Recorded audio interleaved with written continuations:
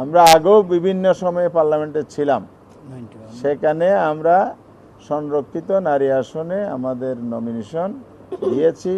আমাদের নারীগণ যথেষ্ট যোগ্যতার সাথে ভূমিকা পালন করেছে।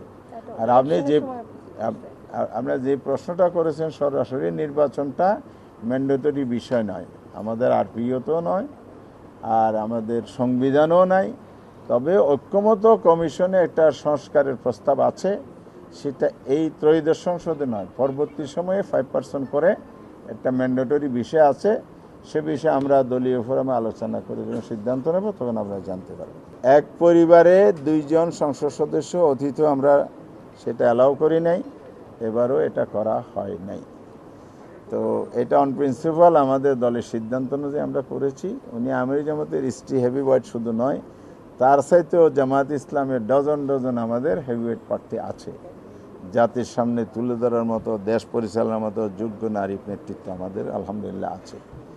সেই জায়গা থেকে নয়, আমাদের নীতিগত কারণে আমরা এক পরিবারের 2 জন সংসদ সদস্য দিয়ে নিয়েছি। আমাদের তো শহীদ পরিবার আছে, আরমানের বোন আছে, ভেরি কোয়ালিফাইড কনফিডেন্ট একজন নারী, ভেরি ক্যাপাবল মানুষ। মিলন ভাইয়ের বোন আছেন ডক্টর কিনা বকুল, ফেরদৌসা বকুল, এরকম আমাদের অনেক নারী প্রার্থী আছে।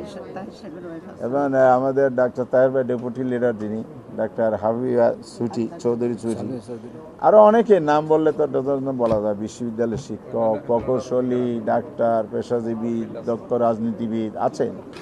তো কিন্তু আমরা যেহেতু আমাদের নীতিটা এটাকে সমুন্নত রেখে আমরা এগিয়ে যেতে চাই।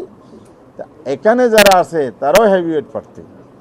কাউকে আমরা যে 8 জন দিয়েছি আলহামদুলিল্লাহ দলীয় একেবারে দলকে রিপ্রেজেন্ট করছে বিভিন্ন লেভেলে। আবার এনসিপিএম এন্ড আদার যারা দিয়েছে, আপনারা দেখেন, প্রোফাইল দেখেন, ডাক্তার, ইঞ্জিনিয়ার, সুশিক্ষিত, উচ্চশিক্ষিত এখন নারীরা আছেন।